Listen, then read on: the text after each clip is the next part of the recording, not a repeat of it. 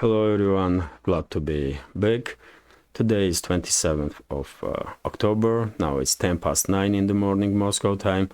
I'm Levan Gudadze and this is my first update for the day in which I will share all the main news that are making headlines in Russian media outlets and Russian language pages on different internet platforms. Second update will be a little bit later on my Patreon page during the program Informal Talk and the News Summary, in which I will share additional news that will be reported by Russian media. If you are considering to support my work through Patreon, you can find the link under this video in the description box or in the pinned comment. And dear friends, before I continue with the news, let me thank all of you. Let me thank all of you for your time, for your attention and support. And I have very good reason to be immensely grateful to you, dear friends. And I have good news. Our community did reach 19,000 members. At this point, according to YouTube statistics, as you can see here, it's 19,011 of us in our community, which is well, great, and hopefully we will manage to reach 20,000 before New Year's, according to YouTube statistics, which cannot be trusted, by the way, because I did see with my own eyes how YouTube algorithm deletes comments, likes, even views, by the way.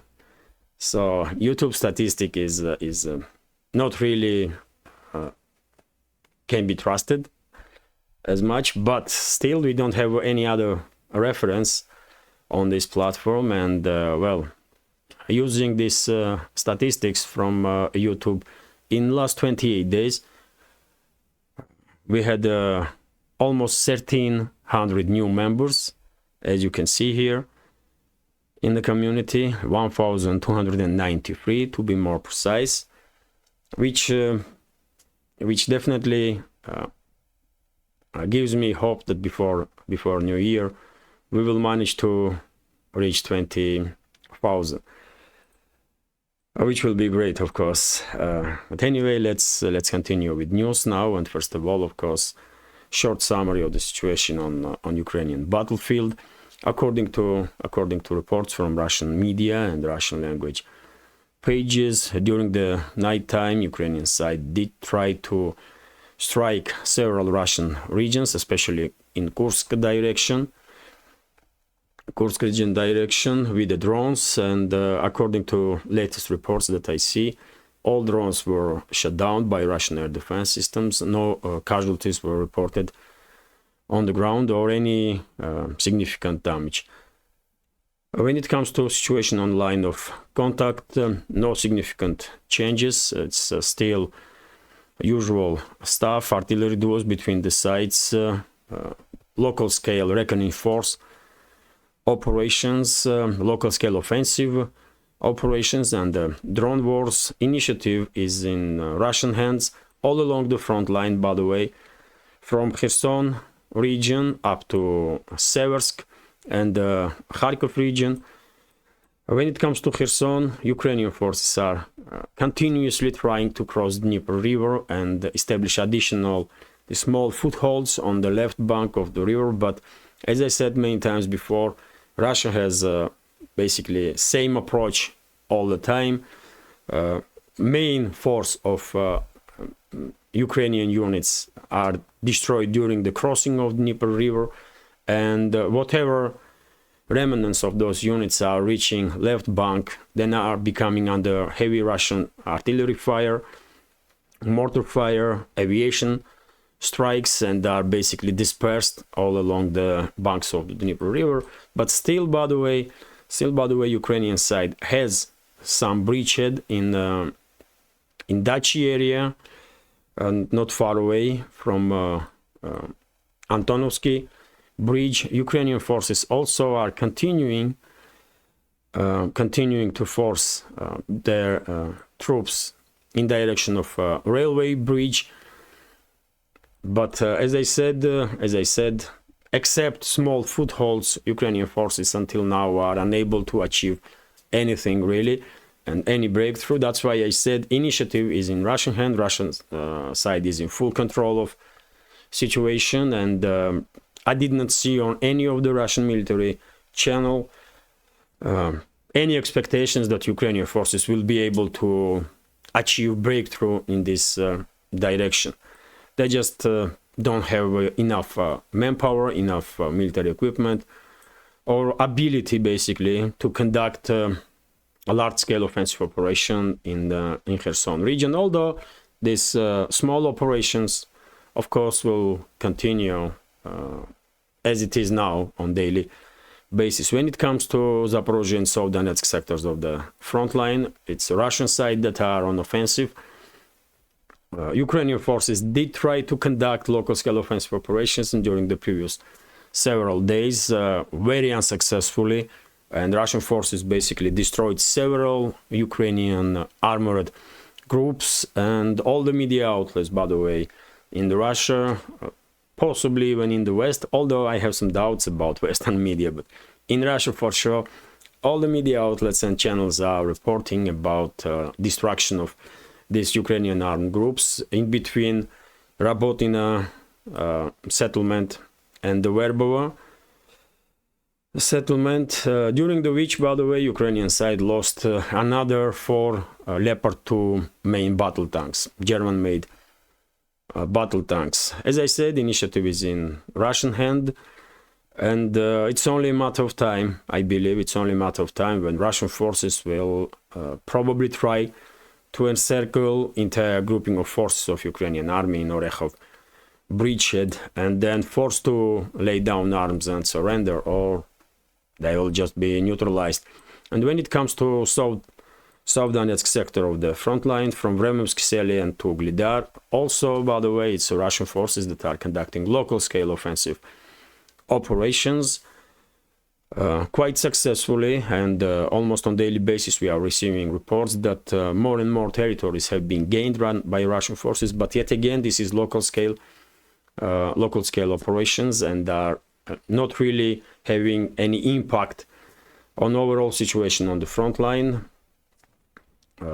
So we cannot say talk about any breakthroughs for now, but fact that initiative is in Russian hands says volume on its own, because after all, Zaporozhye and South Donetsk sectors were main axis of Ukrainian, the so-called counteroffensive that failed miserably for Kiev regime. When it comes to Donetsk direction, of course, main hotspot is entire southern flank of Donetsk sector from Marinka up to Avdiivka. And yet again, we are receiving reports that Russian forces step by step moving forward and improving their positions, especially in Avdiivka area, even though this city already is in operational encirclement. And if Kiev regime learns something from Bakhmut operation, they will begin withdrawing their forces from Avdiivka immediately and surrounding areas. Otherwise, it's inevitable that Avdiivka will become second big trap for Ukrainian forces and second Bakhmut, if we can say this way. Initiative is totally in Russian hands. Ukrainian forces are unable to conduct any more or less successful counteroffensives to push Russian forces back from Avdiivka. And as I said in previous updates, Avdiivka already is a trap, and in 3-4 weeks time, if Ukrainian garrison are not withdrawn from this city, I guess Russian forces will begin conducting operations inside the Avdiivka itself. And I say 3-4 weeks because after all, the city is in operational encirclement. Nothing can go in and out of this city without being noticed by Russian side and destroyed by artillery or direct fire. Attempts will definitely be made, and in such conditions, of course, in 3-4 weeks time, I guess, garrison of Avdiivka will begin to experience severe shortages of weapons, munition, food supplies, just everything. Shortages of everything. And then weather conditions, by the way, are worsening. It's becoming cold and cold as time goes by. And I guess during the end of November, maybe in the first half of December, Russian forces will begin offensive on city itself. Although there are some reports, by the way, that as a result of local-scale offensive operations, Russian forces already are on the outskirts of Avdiivka. Some channels even report that Russian forces entered the city, although I did not see any photo or video confirmation of that. Let's continue, and of course the next hotspot is Bakhmut area. During the previous 24 to 48 hours, Russian forces began conducting local-scale offensive operations on the northern flank of Bakhmut and also in the southern flank of Bakhmut in areas in between Klishchevka and Andreevka. And according to latest reports, Russian forces pushed Ukrainian military personnel over the railway, which goes right next to these settlements, and as a result of it, yet again, Klishchevka and Andreevka are now in the gray zone. And when it comes to Bakhmut and northern sectors of the Bakhmut, we had reports that Russian forces were conducting local-scale offensive operations in the Yakhidna area, in Birkhovka area. Several Ukrainian military personnel was captured during this operation, and I'm quite sure during the day we will receive some video and photo confirmation of that. Ukrainian side completely lost initiative, by the way, completely lost initiative. As I said, all along the front line, and in particular in Bakhmut area. Also, if you remember, of course you remember, during the previous several months, Ukrainian side was very keen to conduct local-scale offensives in the Bakhmut direction. First, they tried to conduct offensives in the north, but they failed.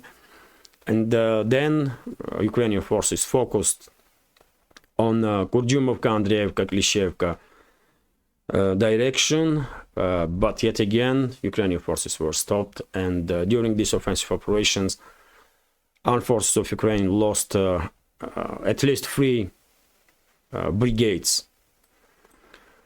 And when it comes to Seversk and Kupiansk directions, no significant changes in this area. Russian forces are holding initiative and are conducting local-scale offensive operations. But yet again, in these northern sectors of the front, Russian side are ready to conduct large-scale offensive operations for quite a while now. And all the military experts, military channels are basically only asking one question: when exactly Russian large-scale offensive operation will begin, because despite many attempts from Ukrainian forces to regain initiative on any of the directions, on any of the areas in the northern sectors, they are failing. And well, Russian side are in good enough positions at this moment to conduct large-scale offensive operation whenever General Staff will green light such an operation. It will happen probably somewhere in December, January. Let's see. And this is it for a short summary of the situation on the front line. As I said, if you read all the reports that are coming in from a line of contact, you will definitely have an impression that Ukrainian forces are beginning to just crack or to break down, beginning to break down, because I mean, at least few dozens reports are coming in on a daily basis about improvements, about local-scale Russian offensive operations and improvement of current positions. So Ukrainian army is unable to not just conduct more or less sophisticated or successful local-scale offensive operations, but they find it difficult to even hold on to positions that they were holding. And before I continue with the some other news. Let me notice the difference that this project with several channels on YouTube, Rumble, and Telegram exists solely thanks to support of members of our community, and I will be immensely grateful if you will also consider to support my work with small donations through PayPal, Buy Me a Coffee, or by subscribing to my Patreon page. You can see links on this video in the description box or in the pinned comment. That's been said, let's continue with some other news. RIA Novosti is reporting that first battalion of former Ukrainian soldiers did enter service in Russian army. As I understand, these former Ukrainian soldiers are former POWs, significant number of them at least. There were many instances, and I did report about it, that there were times when entire units were laid down arms and surrendering because they did not want to fight against their brothers, against Russian armed forces. And I guess after this military personnel did undergo scrutiny of Russian security services, and then some military testing, training, and so on, decision was made to create this battalion, new unit from former Ukrainian military personnel. And well, first battalion is a part of Russian armed forces right now. I believe in upcoming weeks and months we will hear more and more news like this, because after all, this forceful mobilization that Kyiv regime is conducting, especially fierce was in the eastern and southern or central regions of Ukraine, when a vast majority of population is Russian speakers. They are Russians, they see themselves as Russians, and many of them did become POW once they were sent to frontline. And there is no exact data how many POWs are in Russian custody at this point, but probably we are talking about 10 to 20,000 at least, possibly even more. But understandably, quite understandably, of course, Russian side is not sharing any additional information about POWs to make sure that their family members in the territory that are still controlled by Kyiv regime are safe and secure. Let's continue now. And well, RIA Novosti is reporting that a new Speaker of Congress, and by the way, probably all of you knew at this point that US Congress has new Speaker, Mike Johnson. So according to RIA Novosti's report, this new Speaker is against combining military and financial aid for Israel and Ukraine, and he is demanding these aids to be separated. And of course, we are talking about this new aid package that Biden's administration did come up just recently. It's about $105 billion, by the way, from which Ukraine is supposed to get 61.3 billion. Israel supposed to get some 15 billion. Also, some money in these packages for Taiwan and some other means.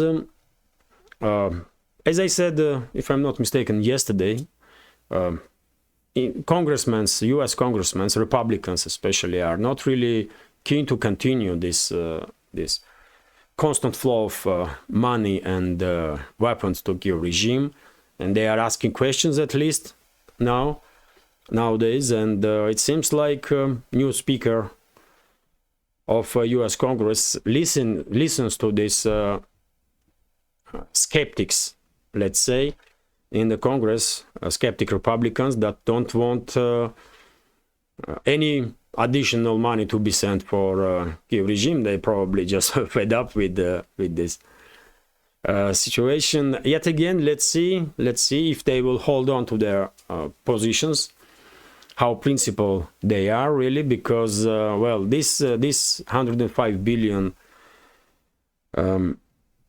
package, aid package, is I believe last big paycheck for corrupt politicians in the US and military-industrial complex from Ukrainian crisis, and that's why I think they will use all the opportunities or the influence to pressure these Republicans to make sure that this draft from Biden will be implemented.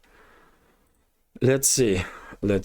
Also, by the way, quite interesting, a TASS news agency is reporting that Hungary and Slovakia are blocking Brussels to allocate another 50 billion euros for Kyiv regime. Yet again, by the way, we will understand that from these tens and tens of billions of dollars and euros, significant amount usually are ending up on accounts of military-industrial complex of NATO member states, and in offshore accounts of corrupt politicians in US and in EU member states in Brussels.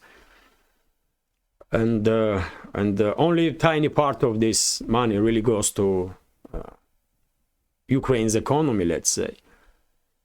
And well, there were some predictions before or during these parliamentary elections in Slovakia that took place recently, that if this opposition, at the time opposition party under leadership of Robert Fico will win, then Hungary will have new ally inside the EU. And well, this is exactly the case, at least for this moment. Slovakia is joining Hungary in attempt to not just block this 50 billion euro for Zelensky and his associates, formally for Zelensky and his associates, but also to defend the national interests. Because at this point, not that many EU member states or leaders of EU member states are even trying to defend their national interests when it comes to relationships between them and Brussels. So let's see how this tandem will work in the future. But at least for now, Kyiv regime and Zelensky and Brussels bureaucrats and all the warmongers in leadership of EU member states do have a problem on their hands with these two states. Anyway, let's continue, and now new topic, which is about Middle East. Of course, also major hotspot on the global political map. TASS news agency is reporting that Tzahal or ADF, Armed Forces of Defense Forces of Israel, conducted yet another raid in the Gaza Strip. This time in the central part of Gaza Strip. I guess with these reckoning force operations, Israeli side is trying to get as ready for ground operation as possible. And also, by the way, we had reports that IDF entered also West Bank, and according to some reports, almost all cities, all big cities or towns or villages in the West Bank are occupied by military personnel of IDF, and in several areas direct gunfight did erupted between the sides. I did see reports that local defense forces in the West Bank did manage to capture several Israeli soldiers, but I did not see any video or photo confirmation of this for this moment. So situation is escalating on the West Bank side also, which can be taken as an indicator that maybe Netanyahu's government definitely has in plans to force not just locals from Gaza Strip out of that region, but maybe Netanyahu and his government will go as far as forcing Palestinians out of West Bank also. Let's if world will don't intervene, by the way, of course, if world community will don't intervene and don't stop this assault on Palestinians from Netanyahu's government. Let's continue. And RIA Novosti is reporting that high representative of Hamas are in Moscow, by the way, and they had some meetings with the Russian diplomats. Well, the Russian side did said quite a few times that Moscow is ready to participate in peace talks between Israel and Palestine, and even to facilitate such peace talks, and do basically as much as Moscow can in current situation to help both sides to achieve a ceasefire. But yet again, if we take in account all the developments when it comes to actions of Netanyahu's government and NATO allies of Netanyahu, first of all, United States and United Kingdom, then it's highly unlikely, in my understanding, that Israeli side will even consider ceasefire at this point, or beginning of peaceful negotiations. But anyway, as I said, Moscow is trying its best. Let's see what will come out of these meetings. And Israel made reaction on this visit of Hamas officials in Moscow, and basically Israeli government demanded Hamas representatives to be expelled from Russia. Quite interesting. I don't think Israel in position to demand from Russia anything whatsoever. But nowadays we did see so many crazy statements from Netanyahu's government that I don't think anybody is surprised with anything. Okay, let's continue. RIA Novosti is reporting that Turkey is considering to recall its ambassador from Israel, but according to media, Ankara did not make the final decision yet. I did report that President of Turkey, Erdogan, did made during the previous days quite strong statements about actions of Netanyahu's government. And many experts even did began talking about possibility that Turkey will somehow get involved in this escalation in the Middle East. But you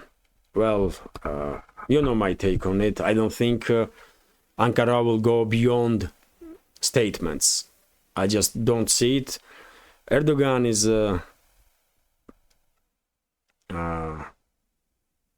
quite extravagant politician, but he's a practical politician, and I don't think he will take any steps that will jeopardize his position in power. And if he will seriously aggravate relationships with Israel, that means he will aggravate already quite problematic relationships with the US and some other NATO member states, which will significantly increase risks for Erdogan that some regime change operation may take place in Turkey. So that's why Erdogan will, of course, try to make as strong statements as possible. And that's it, really. And that's it. I don't think Turkey will get involved in this escalation any further. And the ambassador can be also recalled, but it's still political move. But when it comes to military involvement of Turkey, in this escalation. It's not happening, by the way. I just don't see even a slight chances that Turkey will go beyond political steps. Let's continue. TASS news agency is reporting that head of Italy's foreign ministry, Antonio Tajani, did make a statement that it's not time now. It's not time now to talk about some ceasefire between Israel and Palestine, which is yet again. I mean, when I read this news, first thought in my mind was, I mean, how crazy these so-called elites really are in the Western world, in many of the Western countries, that they don't even hide how bloodthirsty they are. Do they even capable of talking peace? I don't think so, because if you remember, during the Ukrainian crisis, never ever Western so-called elites did come up with statements about necessity of negotiations and peace talks and so on. No, they always escalate. They always escalate, and very same is happening now in the Middle East. And in this case, we have a confirmation of exactly that from head of Italy's foreign ministry. How you can say that it's not time for ceasefire or peace talks? I mean, are you crazy? I don't know, man. I just don't get it, especially when you see how devastating this escalation is for civilians. First of all, for civilians. On the both sides, by the way, on Israeli side and Palestinian side. Although Palestinian side has 5 times more casualties, but still, on both sides mainly are targeted civilians. And the foreign minister of Italy is coming out and saying that it's not time for peace talks. I mean, what is wrong with this so-called elites of the West, man? Unbelievable. RT is reporting that Biden's, by the way, and some other news now, if I may, that was reported by Russian media. And RT is reporting that Biden's approval rating among Democrats drops to lowest point of his presidency. Let me read several sentences. So, US President Joe Biden's approval rating among members of his party has fallen by 11 percentage points to the lowest score of his presidency thus far, according to Gallup poll published on Tuesday. While Democrats usually give Biden near anonymously good ratings, the party has recently experienced some inner strife over the president's Israel policy. The survey found that 75% of registered Democrats approve of the Joe Biden is doing,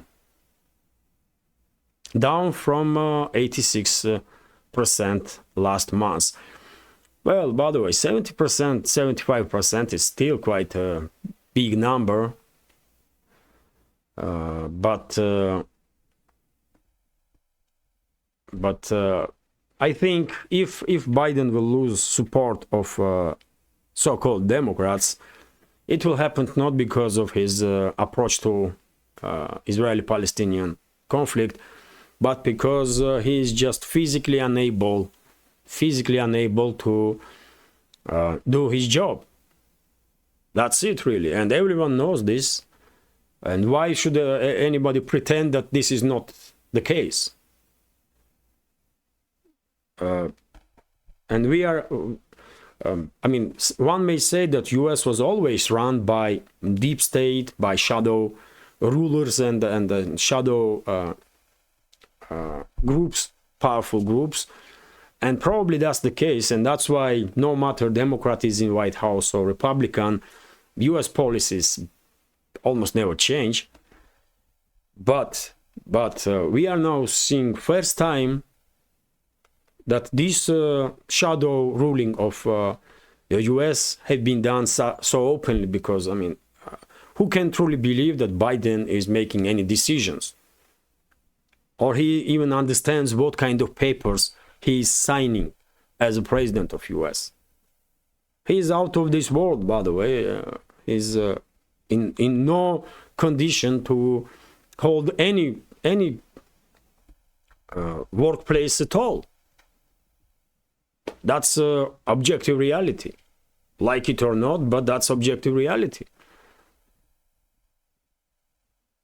So that's why I think if he will lose support of the so-called Democrats, probably because of his because he is physically unable to act as a president. But anyway, hopefully these neoliberals and some other crazy people that are in this camp of so-called Democrats will lose White House, because current administration is probably current administration is damaging US like no other, and I mean, in my understanding, world needs US, but US that is run with adequate people, not like these crazies, man. Anyway, let's continue. RT is reporting that US strikes Syria in self-defense. That was stated by Pentagon. Yet again, that's exactly what am I talking about. You know, these crazies, man, that are running and ruining US. They are most dangerous groups that US ever faced, for sure. And if US was, I mean, involved in not enough conflicts in the world, they are now yet again more getting involved in this Middle Eastern escalation on daily basis, more and more. And well, we have this report now that US did strike some assets in Syria, and according to some reports, these assets, armed groups included, by the way, are affiliated with Iran, which may be the case, but maybe not. But after all, and this is, according to Pentagon, is retaliatory strikes, because US bases did become under fire during the previous several days. These kind of actions from US will just aggravate the situation even further, and US bases will become under even more fire. That's what will happen.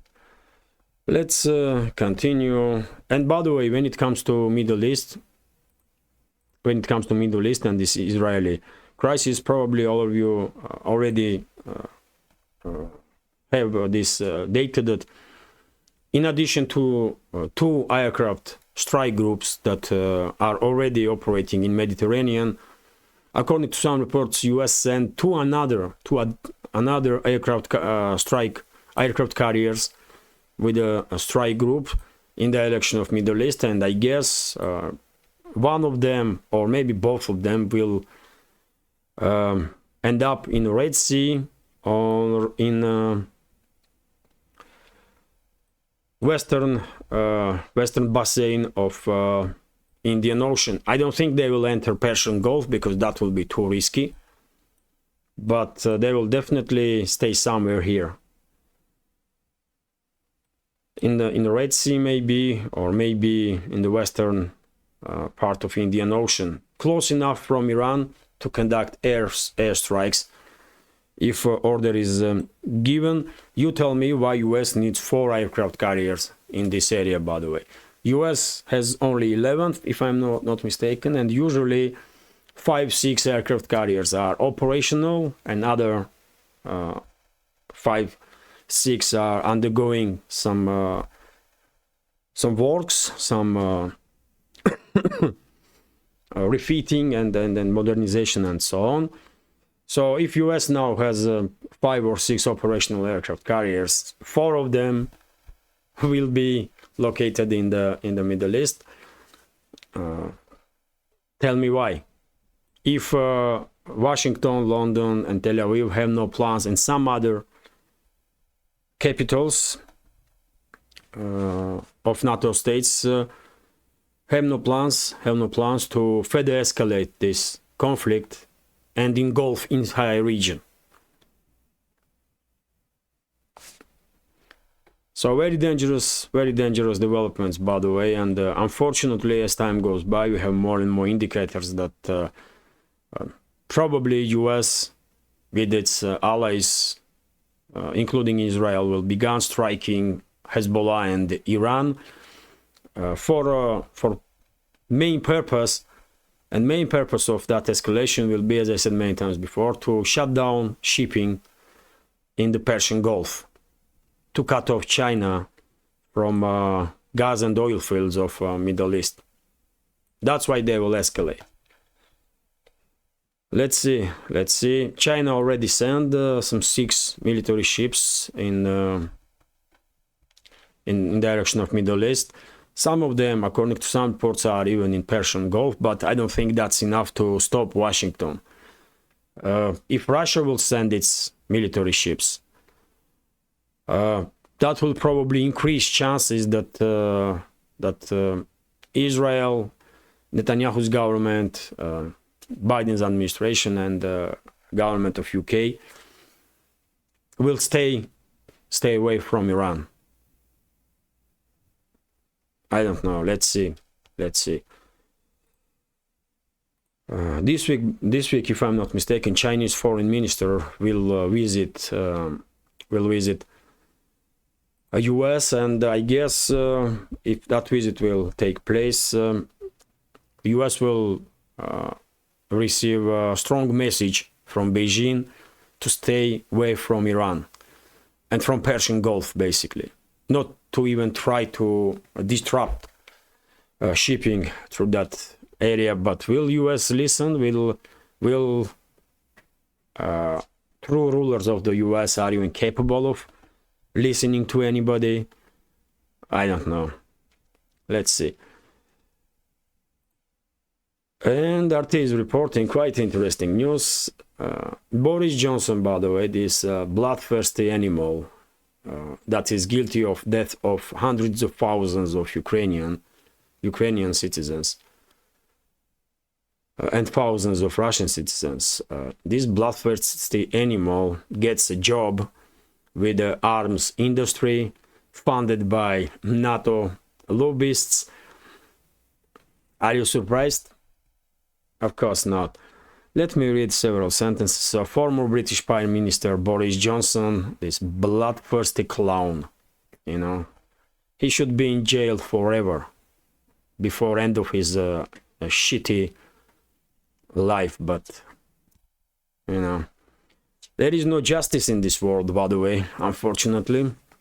So former British Prime Minister Boris Johnson has been hired by Center for European Policy Analysis, CEPA in short, a Washington DC think tank known to be bankrolled by US government, NATO, and Western military contractors.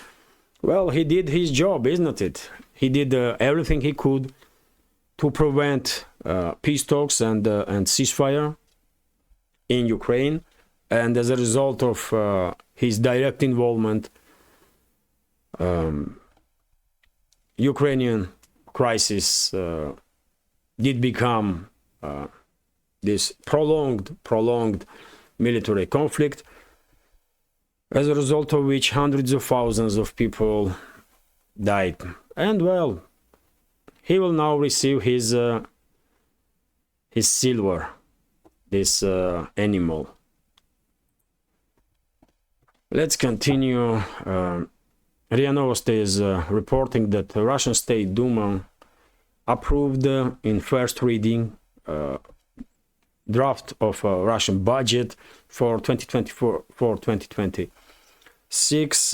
So according to these numbers, this draft for a budget, federal budget, by the way. In 2024, Russian budget will be 35.065 trillion rubles. In 2025, 33.552 trillion rubles.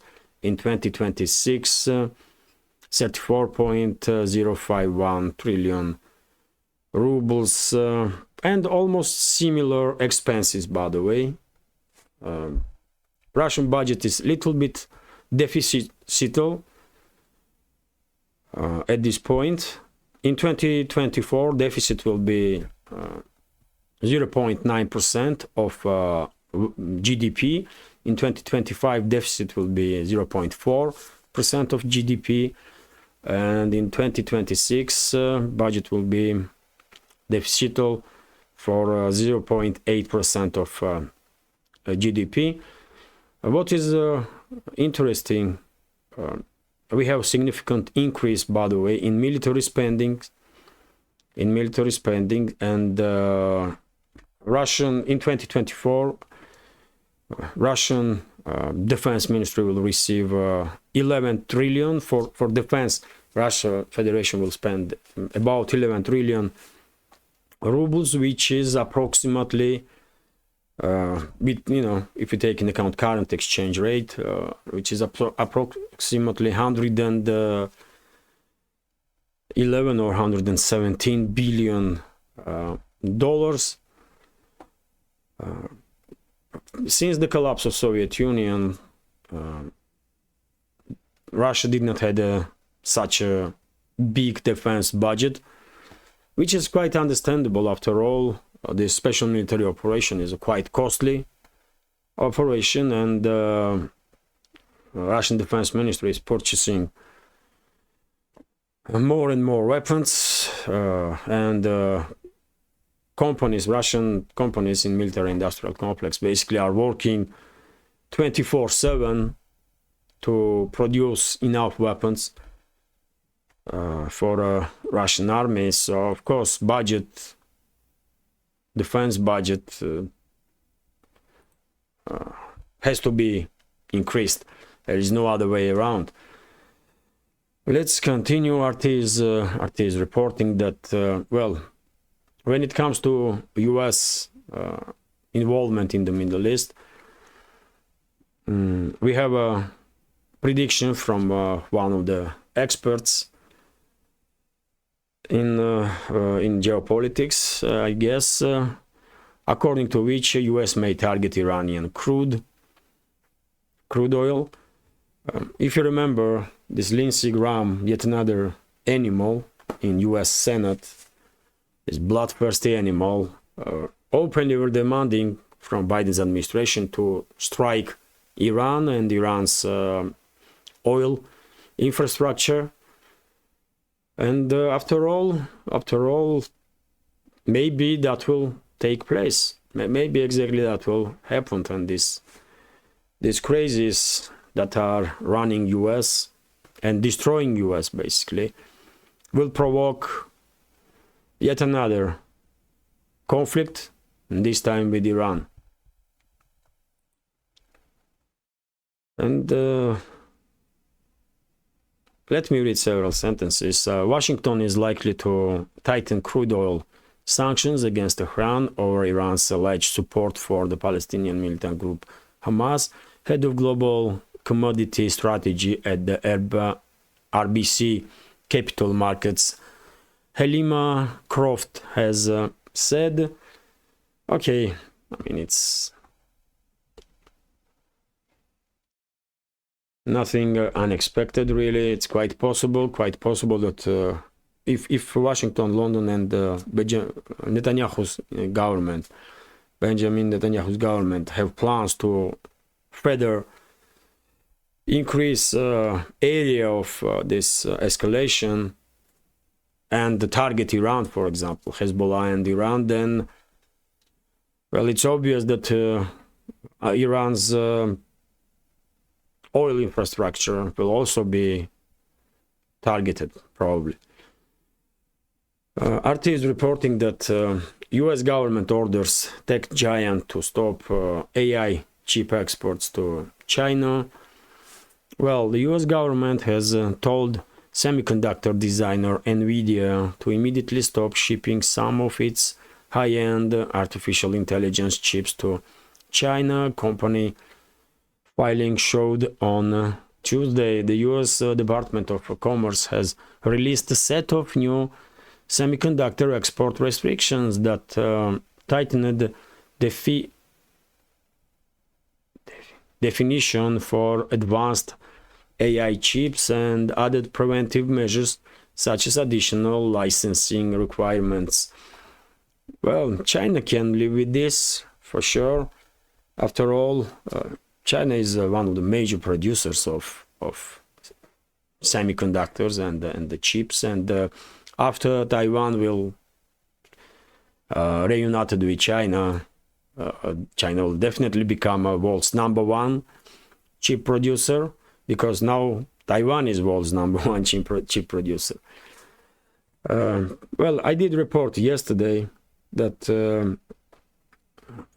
China is gaining momentum when it comes to technological advances, and when it comes to AI, by the way, Chinese institutions, scientists and so on did apply for more patents, almost twice more patents that in US institutes and scientists did. So I mean, maybe this is some kind of defensive measure from US, but I don't think this will in any way stop Chinese advances. Just at this point, with these type of steps, US will just harm its own companies, basically, because I mean, China definitely can't live without some semiconductors for Nvidia. It's just laughable at this point. Actions of Washington are laughable. It is what it is.